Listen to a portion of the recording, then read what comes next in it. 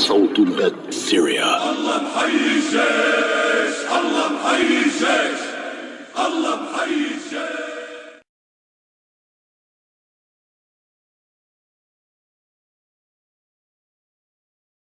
Our college campuses have become the hotbed of anti-Semitism and anti-Israeli activity in our country. I'm a Jew. The head of Hezbollah has said that he hopes that we will gather in Israel so he doesn't have to hunt us down globally. For it or against it? For it. Thank you. He is a source of frustration as a person who spent much of his life speaking Hebrew. Propagating murder is not an expression of free speech. And then later I met the foreign minister of Israel. As you know him.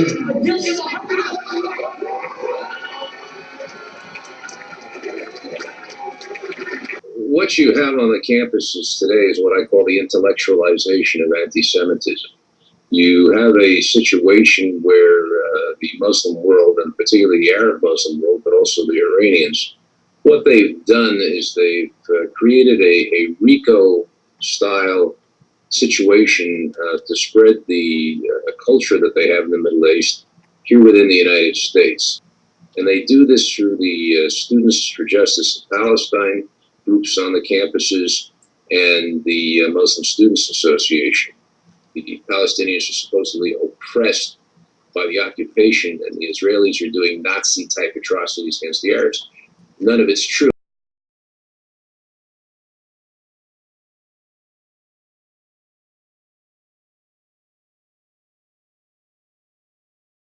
The Palestinians are supposedly oppressed by the occupation, and the Israelis are doing Nazi-type atrocities against the Arabs. None of it's true. A good guy from Tel Aviv found himself in Gaza. Thousands and thousands of people, which looks like me and talks basically like me, children, elders, men, women, but they're totally unlike me. No civil right whatsoever. People that you can do to whatever you want, go to whatever house and just take it just because we're the military. You can stop whoever you want. For me, I was shocked. I knew that something is wrong here. You know, everyone knows that something is wrong while walking in refugee camp or forcing a curfew and this collective punishments and checkpoints, and you feel that something is wrong. למשל, פעולה שבאה בתור מפקד מחלקה צעיר, יחד עם חיילים שהיו 5-6 חודשים בצבא, הגענו לבית בתוך כפר פלסטיני, ועצרנו שם ילד בן 14, שהיה אמור להיות לו איזשהו סוג של מידע, ויחד עם 2 חוקרי שב"כ, עינינו אותו במשך לילה שלם עד שהוא מת, פשוט מת מול העיניים שלנו, תוך כדי עינוי נוראי שאני קצת קשה לי להרחיב עליו. You become abnormal to think that to demolish a house is something that, activity. You have to, they told us, we'll do it. We'll go tomorrow to pick our children from the kindergarten, we'll take them back home, we'll make them lunch. Like we are getting back to our normal life, while a day before we were demolishing a house of a family of 20 people, that are living in this house for many, many years. And suddenly I understood deeply the idea of what is to demolish a house for a family. Well, sometimes you talk to people about, the Jews in America, for example, and you see some kind of general discussion, and some may even call this justified criticism.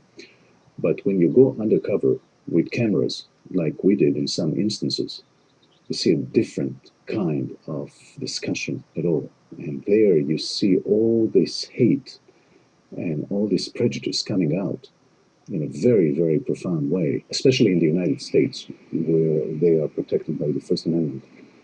They are proudly and openly discuss their anti-Semitism without no fear, no problem. In the United States, the First Amendment makes it very hard to impose any restrictions. This is something that is going on and going stronger all the time. Imagine a world without hate. Hate is taught. They're good. I hope the Jews did kill Christ. I'd do it again. I'd fucking do it again in a second. Right here is Birkenstocks clacking this way. Anti-Semitism remains a dangerous menace. We need to continue to tell the world this is simply unacceptable. You asked you and you fucking Jesus to kiss my ass, okay? No way. Screw you.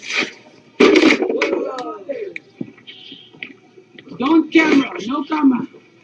I break your camera. Don't take picture, okay? Screw you, you Nazi. You fuck. Don't take camera. I break your camera. Don't take picture.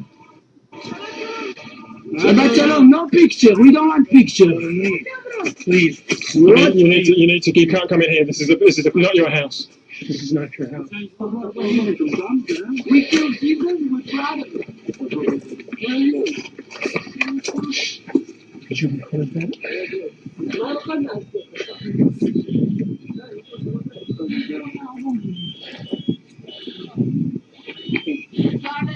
Get the fuck out of here. This is my land. This is not your land. It belongs to these families.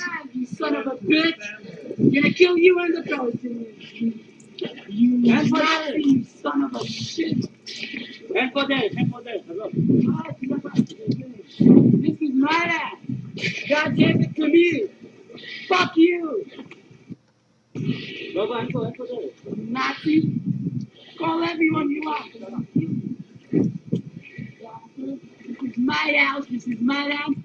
God gave it to me. And fuck you. At the beginning of the 21st century, we need to come together to condemn anti-Semitism in every form, whether it's the disturbing rise of xenophobic and anti-Semitic parties in Europe or the uptick of violence against Jewish people anywhere in the world.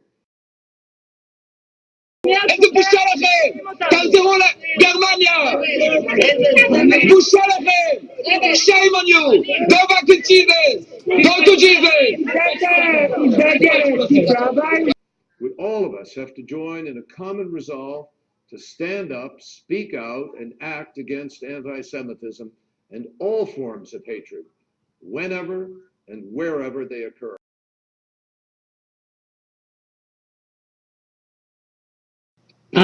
Often when there is dissent expressed in the United States against policies of the Israeli government, people here are called anti-Semitic. What is your response to that as an Israeli Jew? Well, it's a trick. We always use it. When from Europe somebody is criticizing Israel, then we bring up the Holocaust. When in this country people are criticizing Israel, then they are anti-Semitic. And the organization is strong and has a lot of money. It's very easy to blame people who criticize certain acts of the Israeli government as anti-Semitics and to bring up the Holocaust and the suffering of the Jewish people, and that justify everything we do to the Palestinians. I mean, in terms of what's going on now, what's your assessment of what Israel is doing in Gaza? I can answer you with 2 words: a war crime. My government is now engaged in a massive war crime, killing hundreds of innocents. It's not just a war crime against the Palestinians, it's a crime against the Israeli people. And on behalf of thousands of Israelis that are demonstrating right now in the streets of Tel Aviv, in Jerusalem, and in many other places, with Palestinians, with internationals, people from all kind of background and all parts of the Israeli society are completely ashamed and against this crazy assault. We know that you cannot kill, as Jewish people, we know that you cannot kill the desire of people to be free. As a Jewish person that was raised on all these values of liberation and humanity and freedom, we cannot kill the desire of the Palestinian people to live in freedom. And on behalf of those people in Israel, and in the world, I want to call the international community, the Jewish community in the world, and everyone that listens to me now, please join our force to stop this massive killing. Please, for the sake of Israel, for the sake of Palestine, and for the sake of the world, I want to cry and to shout and ask you, people are dying right now. The rockets, by the way, can kill also me and my parents when we work in the south, not far from Gaza. But it's crazy that my government, at the same time that people are being killed on our side, is continuing this crazy assault, thinking that they can kill the desire of millions of people to be free. It's the completely argument, insanity. the argument your government has, Tzipi Livni was saying that it's extremists responsible, a small number granted, but every rocket that's fired out of Gaza into Israel must be stopped, and this is an act of defense. Yeah, and the Palestinians will say the same thing. That this is an act of defense. They are being trapped in this open-air prison for decades, and they cannot eat, they cannot have medicine, they cannot go in, they cannot go out. We lock them there in a big ghetto, and we have to put the words in a very clear context. We are locking this 1.5 million people for so long, and we treat them as animals.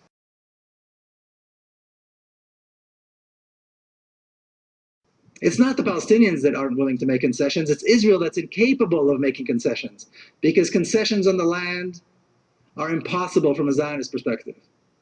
The whole name of the game is taking the land and making it ours. Today, as we speak, an entire town, an entire community is being kicked out of their homes and forced into exile through violence.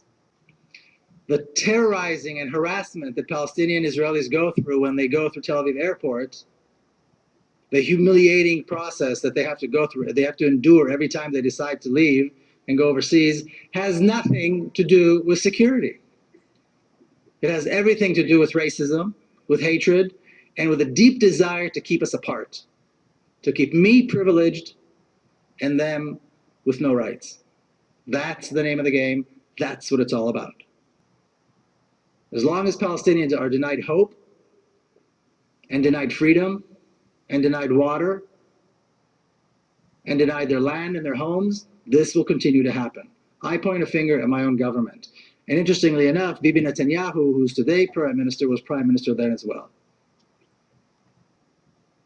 And Israel governs this one state very skillfully with three different sets of laws. You have the laws that govern people like myself, Israeli Jews, who can come and go and say what they please. You've got the laws that govern the Palestinians who are citizens of Israel, and there are over 30 laws in the law books that discriminate against them specifically, and you've got an entire culture of discrimination against them. And then you've got the laws that govern the Palestinians in the West Bank and Gaza, and this is really at the pleasure of the Israeli army. If they want to destroy, they destroy. If they want to arrest and beat, they arrest and beat. If they want to torture, they torture. If they want to kill, they kill. And Palestinians have no recourse. This is the reality. More than 200 Israeli settlements and outposts occupy areas of prime land and water. Israeli military zones and nature preserves are off limits to Palestinians. Israeli-only highways, checkpoints, and roadblocks further carve up the territory. Finally, the separation barrier and its buffer zone push deep into the West Bank. The U.S. government sees what remains as a viable, contiguous, sovereign, and independent Palestinian state. Do you?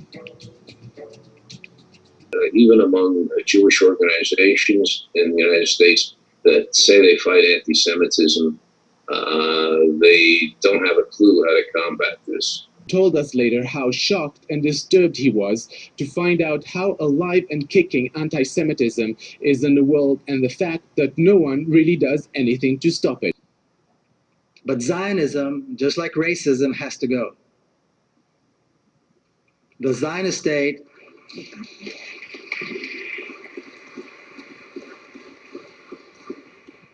The Zionist state has to be replaced with a democracy.